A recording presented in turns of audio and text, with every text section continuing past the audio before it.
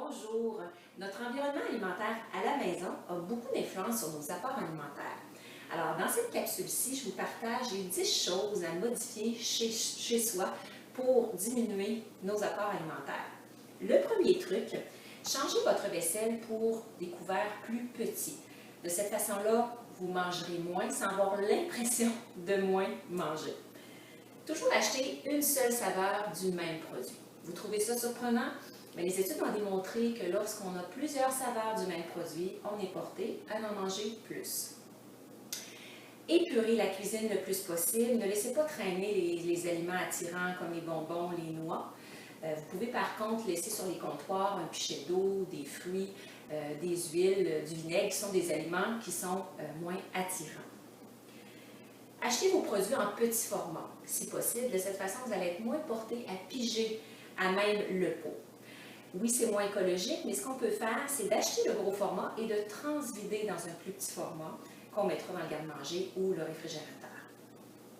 Évitez de faire de grandes réserves du même aliment, parce que quand on sait que les portions sont presque illimitées, on est porté à surconsommer. Essayez de mettre moins en évidence dans le garde-manger ou le réfrigérateur les aliments qui sont tentants à grignoter, comme les chips, les biscuits.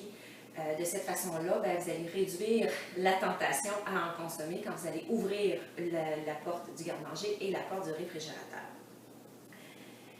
Ne mettez pas le plat de service directement sur la table lors des repas, parce que c'est beaucoup plus tentant de se resservir quand le plat de service est devant nous que de se lever pour aller se servir à la cuisinière. Essayez de mettre toujours la salade, les légumes directement dans l'assiette, comme ça il y aura moins de place pour les aliments de résistance et vous mangerez ainsi probablement moins au total. Quand vous avez un dessert à la fin du repas, essayez de le portionner avant de le servir, comme ça évite d'en manger trop à même le plat. Et en terminant, osez parfois jeter des surplus d'aliments qui sont moins santé lorsque vous n'avez plus faim. J'encourage pas le gaspillage alimentaire, par contre, lorsqu'on mange juste sous prétexte de ne pas vouloir gaspiller, ce n'est pas une bonne habitude. En conclusion, ne comptez pas juste sur votre bonne intention et votre volonté à manger mieux et moins. Modifiez votre environnement alimentaire chez vous pour vous aider. Là-dessus, bonne santé!